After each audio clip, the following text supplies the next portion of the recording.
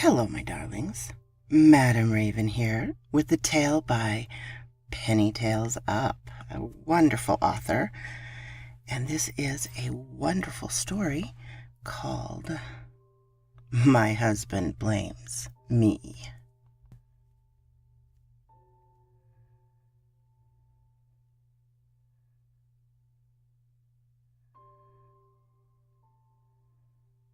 My husband's last words were an accusation.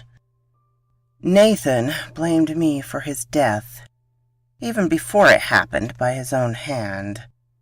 Nathan had always been like that, in life and in death, always finding ways to make his mistake someone else's fault, usually mine. "You don't care enough, Ivy. This is your fault." Some way or another he'd twist things until I was on my knees and begging for forgiveness. His last words were intentional, one last shot from the grave, a guarantee I'd never be free. His death was my fault. He wouldn't let me forget it. Death guaranteed the last word, an argument won and closed forever. We'd been in the middle of a messy divorce when it happened. Nathan kept the rent-controlled apartment. I slept on a friend's couch. To be honest, I didn't care. The scratchy fibers of the couch felt like freedom, something I hadn't had in a long time. The only real point of contention was our dog, Piper.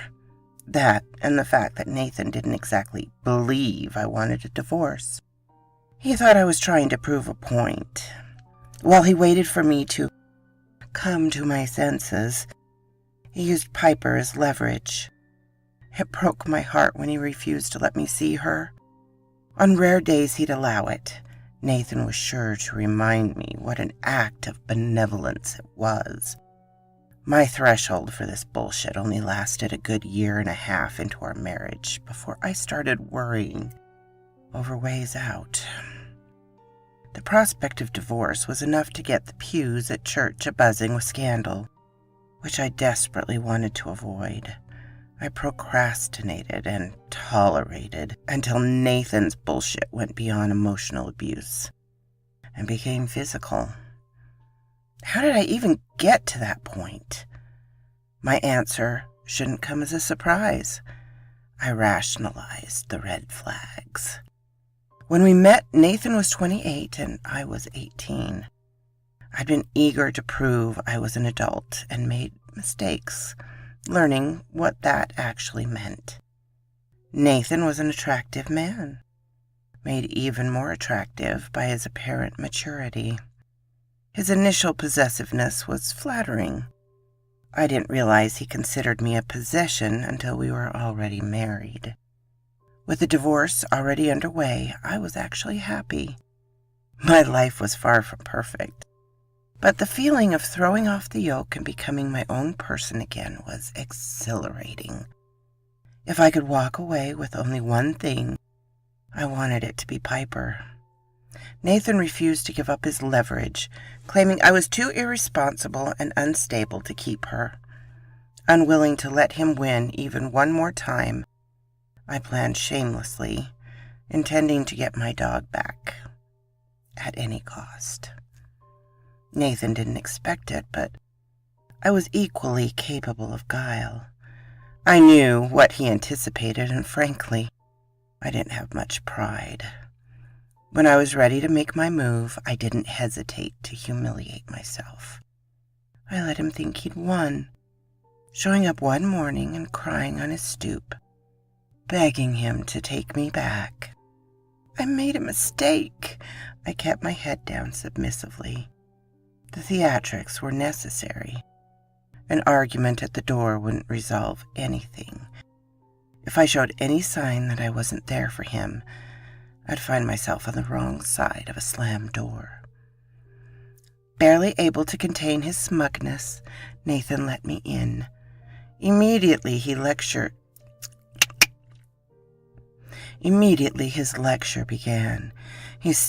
Shit. Hate that. Immediately, his lecturing began. He steered me into the living room almost gleefully. My future ex-husband loved being right. He loved it so much that I might have gotten off easy if I'd really been there to reconcile.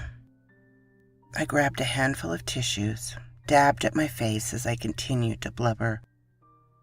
I had cried a lot over the years, ugly crying, not the pretty kind you see on television. My face goes bright red and puffy in about 10 seconds. It's not something you can fake. Hiding my face was the only way to guarantee Nathan wouldn't catch on. Let's talk about what needs to change for this to happen. I'll take you back, but you've got to try harder, Nathan gloated. The words sounded rehearsed. He picked up a notepad with a list of demands, further proof that he'd fully expected my return. Knowing him, he typed it up and have me sign it when he was satisfied with the terms. He wouldn't let me pull this stunt again. I pretended I was too overwrought to listen. I leaned forward, burying my face in my hands. With a burst of unintelligible apologies I didn't mean, Piper had already waddled over on her short, stubby legs, giving my knee a comforting lick. The corgi brought my performance as readily as Nathan did. I reached down to pet her, unable to resist. It had been too long since I'd seen her. Nathan sighed, tossed the notepad on the coffee table with an audible thwack. He wasn't angry. He thought he'd won after all. But his patience wore thin. "I'm making us some hot chocolate," he declared. "Try and get yourself together, please. This is embarrassing. I don't want the neighbors to hear you crying again." Never mind, he was always the reason I cried. He added, "You're making both of us look even worse than you already have. I wish you had more self-control, but we'll address it. Things will get better for both of us." He said that with authority, but the corner of his mouth must have quirked in a barely conceived smile. No matter what he said, he was actually delighted. I knew that without looking. I heard Nathan get up, strutting victoriously down the hall. That was when I'd been waiting for, a moment alone. I made my move then, scooping up Piper and heading out the front door. My friend Nadine was my waiting getaway car. Peeling off the second I jumped in the car, we escaped to a symphony of squealing tires and the accelerating rhythm of my heart. We'd made it. I had Piper, and walked out without so much as a scratch. I couldn't help but grin, hugging a bewildered but excited corgi to my chest. Nathan had underestimated me. Victory was sweet. "That was badass," Nadine howled with laughter once I recounted the story back at her apartment. We're all safe and nestled in her living room, while a Netflix binge played, ignored on the screen in front of us. "Badass," I snorted. All I did was cry till he left the room, then grabbed her and ran. There's nothing badass about that. Standing up to that douche canoe is a huge accomplishment. Don't try and downplay it, Ivy. With all you've been through, you've got guts. Her smile was infectious. I couldn't help but smile too, but there was still a niggling worry in my stomach. It wasn't over yet. That night, Nathan called me over and over. When I didn't pick up, he left messages. I didn't block him. I always kept his messages for court. The messages escalated from annoyance to fury, and even begging. It was shocking at first because I'd never heard him cry before. It didn't make me happy, it made me uncomfortable. I couldn't help but listen, driven by morbid, masochistic curiosity. Then came the final voicemail. He was no longer crying or screaming. His words were perfectly level and assured. "You didn't care enough, Ivy. This is your fault." His voice held the tone of an ultimatum, but I just laughed. He was used to making demands. He was used to me obeying. He didn't even bother following it up with a threat. For a moment I thought I was free. His words no longer had power over me. I didn't know that these words would be his last words to me. His last words to anyone.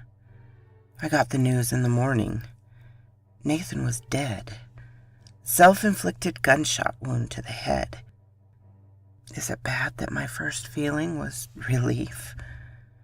The police deemed it a suicide in record time, thanks in part to a note he'd left me. I declined to read it. The final voicemail suddenly had an unnerving perspective, a grip I couldn't shake. Nathan had the last word. There was nothing more to say. I became a widow with no need for a divorce. Dutifully, I dealt with the aftermath. I didn't smile. It wasn't a victory. About a month after his death, I moved back into the apartment we'd shared. I was reluctant, but I knew I couldn't stay on Nadine's couch forever. The old apartment was a haunting collection of bad memories. I tried to fix that. I got rid of everything. I used my savings to buy new furniture. I tried to make the apartment look and feel completely different. It didn't work because Nathan had never left. I heard him, felt him, but I never saw him. It was enough to keep me in denial. I fell back into a pattern of stubborn rationalization, just as I had in our marriage. All night, Piper would bark at something unseen. I'd hear creaking footsteps creeping down the hall, a slow and deliberate tread, like a predator waiting to be noticed. The building must have been settling. I'd pulled up my covers, trying to ignore the oppressive weight of anxiety as I curled beneath the blankets. Denial didn't stop the footsteps from coming closer, closing in on my cowering form. At the foot of the bed, I'd hear Nathan's voice, his words woven with the shadows, a tapestry of woe. You didn't care enough, Ivy. This is your fault. A footstep followed each syllable, the mattress warping under its weight as he climbed under the covers, too. I had to be imagining things, I told myself. It was the guilt I didn't even need to be feeling. I'd tell him so, a wavering whisper. But that just made him laugh with incredulity at my gall. It was worse when he didn't laugh. I'd feel the bite of his fingers gripping my throat with invisible hands. I'd be paralyzed with fear, gasping for breath while his tongue would trace the contours of my body, leaving the icy trail of putrid saliva and my own cold sweat. Time always seemed the slowest then. I couldn't move, but his grip was just tight enough that I could still scream. "You did it yourself!" became my shrieked mantra in the middle of the night, every night, a prayer before the sun started in descent. Medication, meditation, none of it helped. I was haunted, terror lurking in every shadow, an unexplained sound. I wore a necklace of fingerprints, bruises circling my neck. My nights became increasingly difficult to explain away.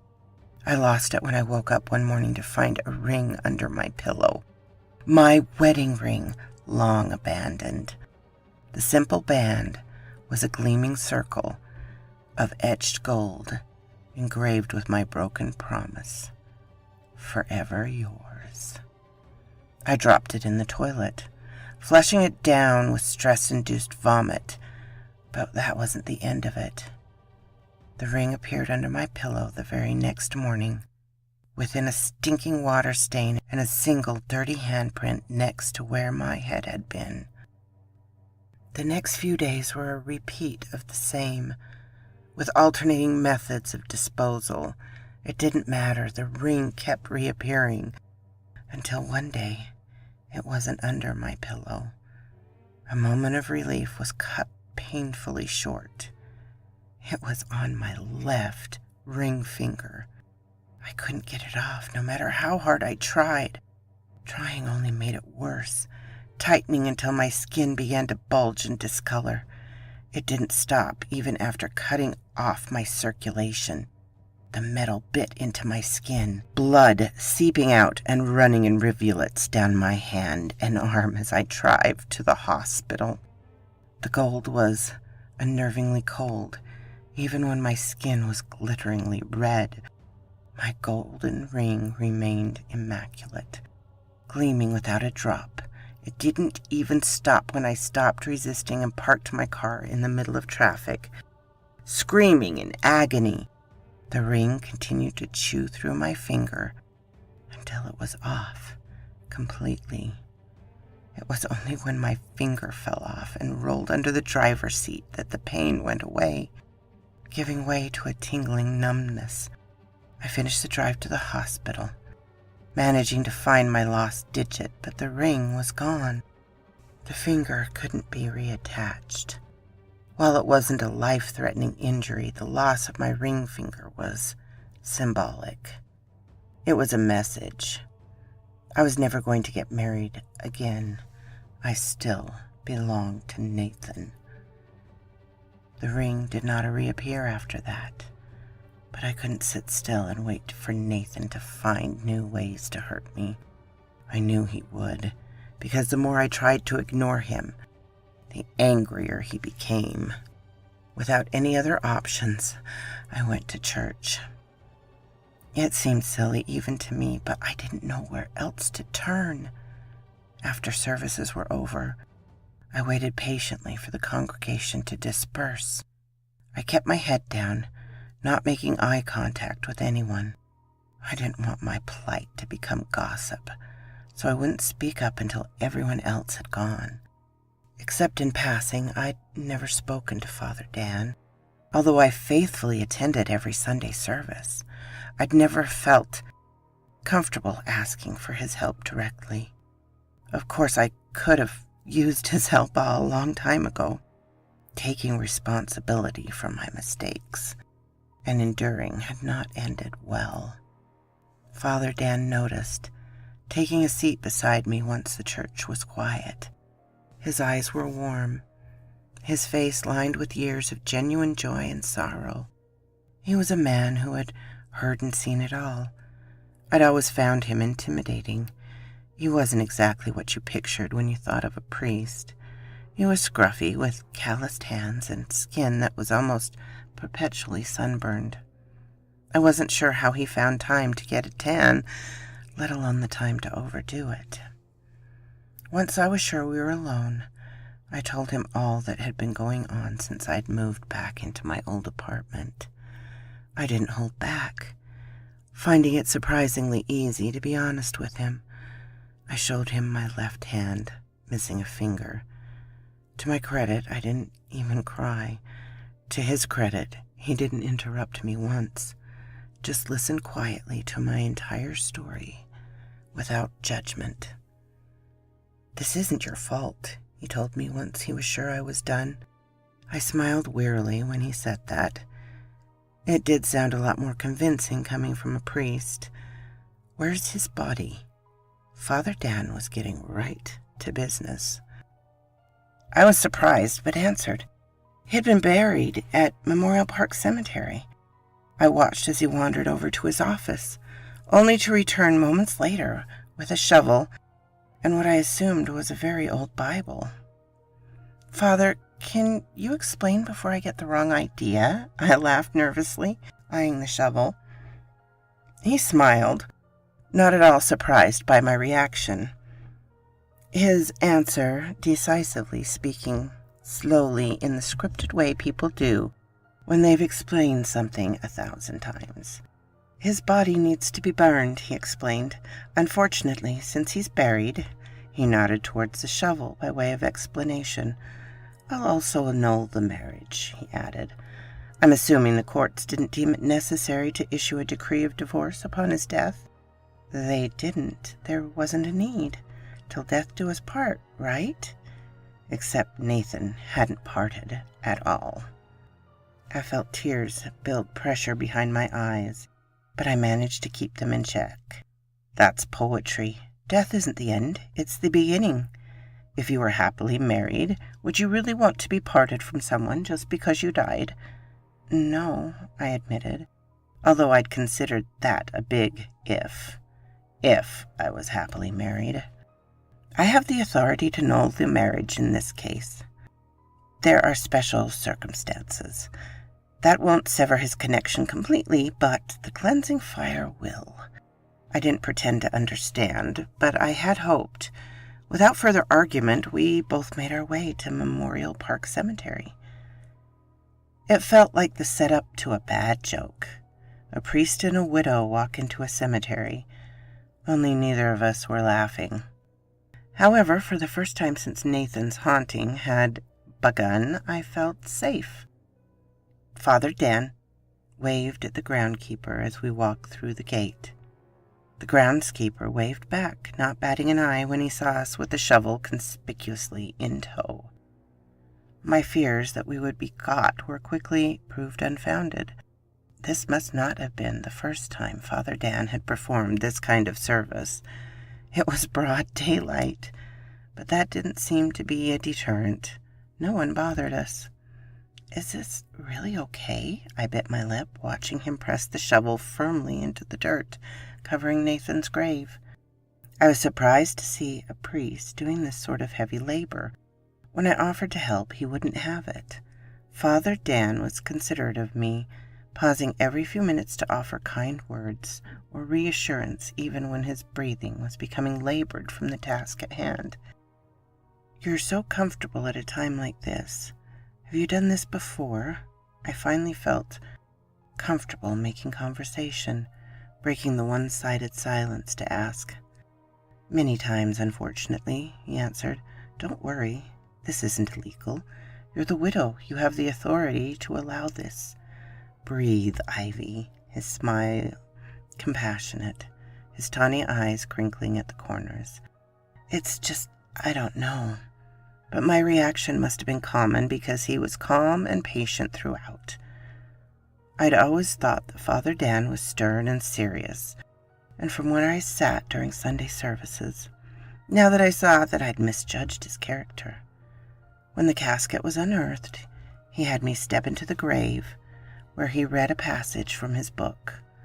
All I had to do was repeat after him, with my hand placed on the dirt-caked coffin, carefully enunciating every syllable, although the recitation wasn't in the language I understood.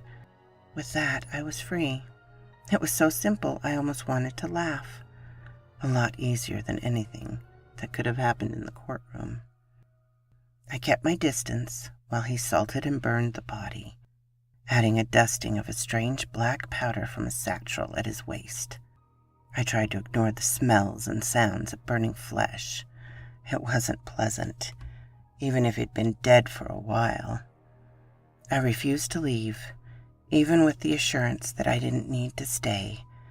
I needed the closure, so I waited as the fire burned unnaturally hot and bright, watching a column of black smoke rise dramatically up into the sky, as though Nathan was giving us both the finger.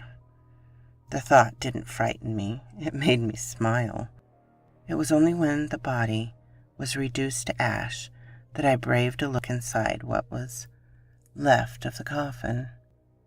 I almost wasn't surprised to see 2 golden rings, spotless and gleaming amid the ashes, our wedding bands. Father Dan picked them up, despite my immediate protest. Having lost a finger, I was naturally reluctant to see them in anyone's hand. Remnants like this have their uses within the church, he assured me. Don't worry, without Nathan's malice tied to this earth any longer, they are rendered inert. Well, I didn't feel completely convinced. I decided to believe him. This wasn't the first post-mortem annulment he'd performed. I didn't even want to know what else he'd done or how often. Some things are best left to the experts. So he's Of course, I had 1,000,001 questions. Father Dan predicted them and answered before I could even find the words. Gone, without a physical body or marriage to tether him.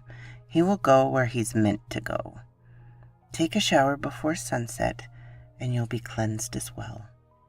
The muddy priest fished through his pockets and extended a business card, brushing it gently into my hand. Confused, I glanced down to read the embossed golden print. Father Dan's Plumbing and Exorcism Services. As my eyes met his with questions, he grinned sheepishly. My services are primarily word of mouth. I don't advertise because I only take on special jobs. You're also a plumber. Is that allowed?